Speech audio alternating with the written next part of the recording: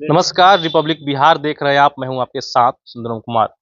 बीते दिन एक खबर बिहार में वायरल होती है जो कि शिक्षा विभाग से जुड़ी होती है। के पाठक के द्वारा फरमान जारी किया जाता है और सरकारी विद्यालयों की छुट्टी में कटौती कर दी जाती है। साथ ही साथ विद्यालयों की छुट्टियों के लिए दो कैलेंडर जारी किए जाते हैं। एक जो उर्दू स्कूल है, जो मदरसे हैं उनके लिए, और एक जो जो भी स्कूल है जो हर एक जगहों पर प्रखंडों में है उनके लिए। अब यह फरमान आते ही बिहार में राजनीति जो है वो तेज हो जाती है।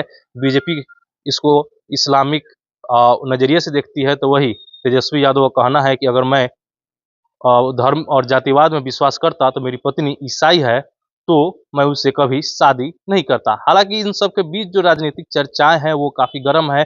शिक्षक जो गण है वो काफ़ी आक्रोशित है, क्योंकि उनको छुट्टियाँ जो मिलती थी उसमें भारी कटौती कर दी गई। अब देखिए, ज़ाहिर-सी बात है कि जो पहले छुट्टी मिलती थी उसमें जन्माष्टमी की छुट्टी थी, रक्षाबंधन की छुट्टी थी, जिउतिया पर्व की छुट्टी थी, साथ ही साथ अन्य जो त्योहारों है उसमें भी कटौती कर दी गई है। दुर्गा पूजा को लेकर के जहाँ पे अधिक दिन का छुट्टी मिलता था उसको भी अब 4 दिन कर दिया गया है। छठ में जो 1 सप्ताह का छुट्टी मिलता था दिवाली से लेकर के, उसमें भी अब 3 दिन का छुट्टी कर दिया गया है। वहीं दूसरी तरफ देखा जाए तो मदरसा हो गया या फिर जो उर्दू स्कूल है उसमें जो छुट्टियाँ हैं उसको आप शुक्रवार को स्कूल बंद कर सकते हैं। कथित तौर पे ये जो चीज़ें थी पहले, बहुत सारे स्कूल थे वो शुक्रवार को छुट्टी देते थे, लेकिन वो कागज़ पे प्रमाण नहीं था। लेकिन जिस प्रकार से दूसरे कैलेंडर जब जारी किया गया तो उसमें यह साफ तौर पे कहा गया है कि आप शुक्रवार को विद्यालयों में छुट्टी कर सकते हैं। साथ ही साथ ईद, बकरीद और मुहर्रम में छुट्टियों का जो दिन था वो बढ़ा दिया गया है, जिसके कारण बिहार में सियासत काफ़ी तेज़ है। हालाँकि अब देखिए 2024 में लोकसभा चुनाव होने वाला है।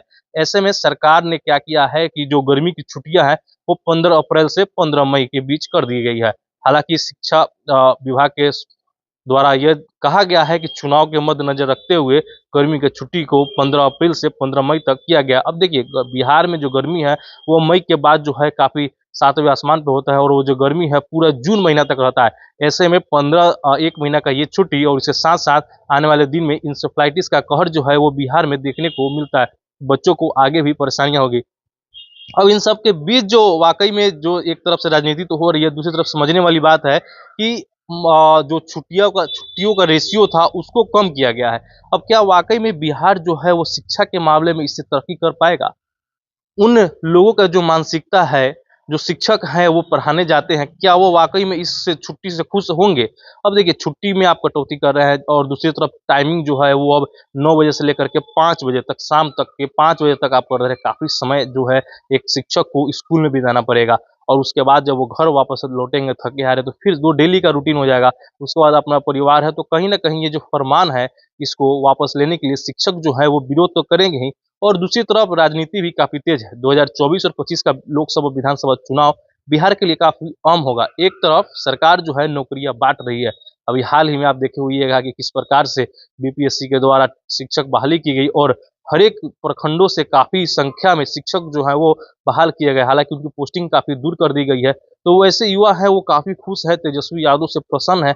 और वहीं दूसरी तरफ देखा जाए जो पहले से शिक्षक है जो पहले से नौकरी कर रहे हैं उनके लिए काफ़ी समस्या है, चुनौतीपूर्ण समस्या है, क्योंकि अब पहले जो उनको राहत मिलती थी टाइमिंग को लेकर के, स्कूल का जो टाइमिंग था या फिर जो कड़ाई थी वो कम थी, लेकिन अभी जो है वो काफ़ी हद तक ज़्यादा हो गया है।